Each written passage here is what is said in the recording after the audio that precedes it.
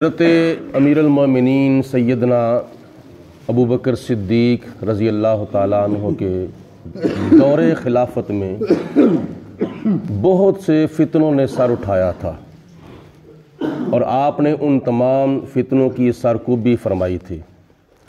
ان فتنوں میں سے ایک فتنہ انکار زکوٰۃ بھی تھا۔ کئی قبیلے ایسے تھے جنہوں نے کہا کہ ٹھیک ہے، نبی پاک علیہ الصلوۃ والسلام کی وفات ہو گئی ہے تو ہم نماز پڑھیں گے، ہم روزہ بھی رکھیں گے، ہم حج بھی کریں گے، دوسرے سارے کام کریں گے، لیکن ہم زکوٰۃ نہیں دیں گے۔ کئی قبیلوں نے زکوٰۃ کا انکار کر دیا، اور زکوٰۃ جو ہے یہ اسلام کے 5 ارکان میں سے چوتھا رکن ہے، جس کا انکار کرنا کفر ہے۔ جان بوجھ کے ادا نہ کرنا یہ بہت بڑی سستی کوتاہی اور بہت بڑا جرم ہے، اور اس کا انکار ہی کر دینا یہ کفر ہے۔ حضرت سیدنا صدیق اکبر رضی اللہ تعالیٰ عنہ نے فرمایا کہ جو کام میرے آقا کرتے تھے میں کام وہ ضرور کروں گا۔ نبی پاک علیہ الصلوۃ والسلام عاملین کو بھیجا کرتے تھے، جا کے مخیر حضرات جو صاحب نصاب لوگ ہوتے تھے ان سے زکوٰۃ وصول کرتے تھے، اور زکوٰۃ وصول کر کے پھر بیت المال میں جمع کر کے پھر بیت المال سے جو مستحقین ہوتے تھے ان کو زکوٰۃ دیتے تھے۔ ان کی کفالت کا یہ سبب تھا۔ تو جناب صدیق اکبر نے فرمایا کہ اس نظام کے اندر میں گڑبڑ نہیں کروں گا۔ یہاں تک آپ نے ارشاد فرمایا کہ اے قبیلو، زکوٰۃ کا انکار کرنے والو، تم نماز بھی پڑھو گے، تم روزہ بھی رکھو گے، تم حج بھی کرو گے، مسلمانوں والے سارے کام تم کرو گے، اگر تم زکوٰۃ نہیں دو گے تو میں تم سے زکوٰۃ، اگر بکری کی ایک رسی بھی زکوٰۃ کسی سے بنتی ہوگی، نکلتی ہوگی، تو میں وہ بھی ضرور برضرور وصول کروں گا۔ بکری کی ایک رسی جو زکوٰۃ ہے نا، میں وہ بھی نہیں چھوڑوں گا، میں وہ بھی وصول کر کے چھوڑوں گا۔ اور جو زکوٰۃ کا انکار کرے گا یا زکوٰۃ نہیں دے گا، جناب صدیق اکبر نے فرمایا کہ میں اس کے خلاف جہاد کرنے کا حکم دوں گا۔ یہ بہت بڑا اہم مسئلہ ہے۔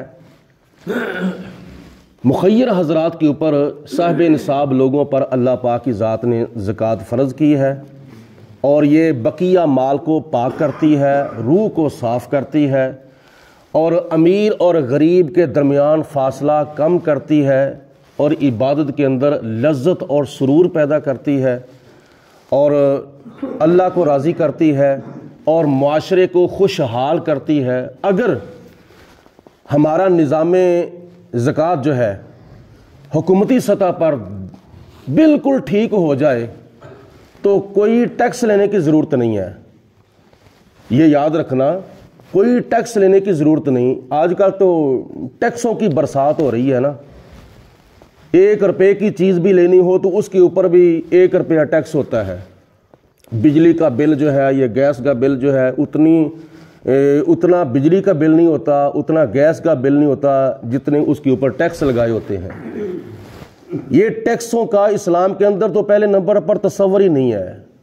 2.5% یعنی مال کا 40واں حصہ بندہ زکوٰۃ دے، اور اس زکوٰۃ کی حکومتی سطح پر ترسیل بھی ٹھیک ہو جائے اور تقسیم بھی ٹھیک ہو جائے، تو پھر غربت جو ہے یہ چند سالوں کے اندر نہیں، چند مہینوں کے اندر نہیں، بلکہ چند دنوں کے اندر ختم ہو سکتی ہے۔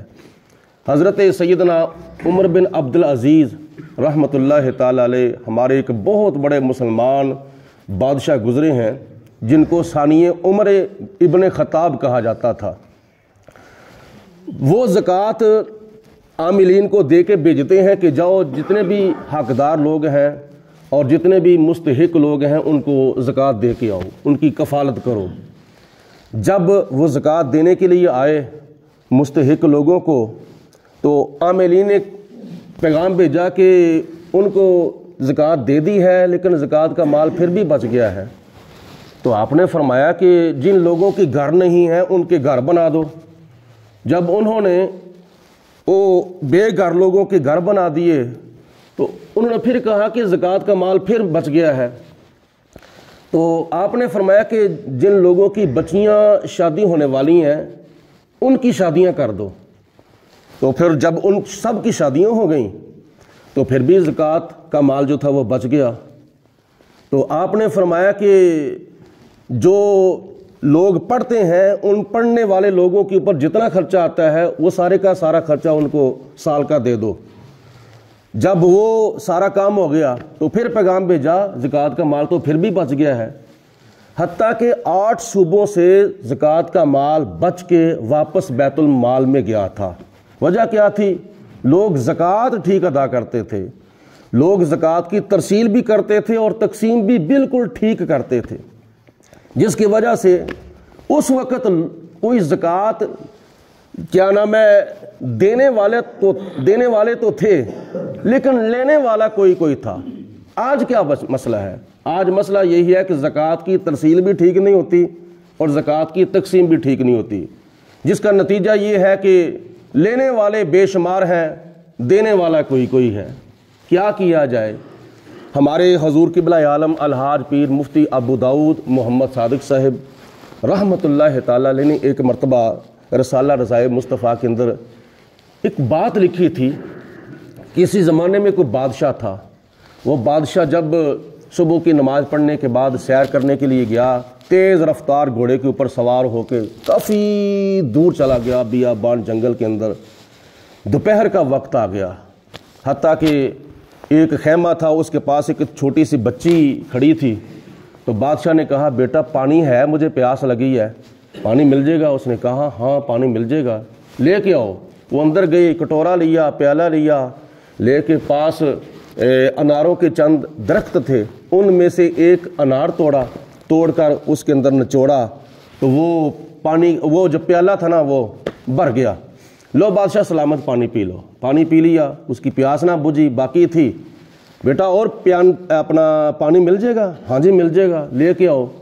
جب وہ انار توڑنے کے لیے گئی، نچوڑنے کے لیے گئی، تو بادشاہ کی نظر جو تھی وہ پڑ گئی ان درختوں کے اوپر۔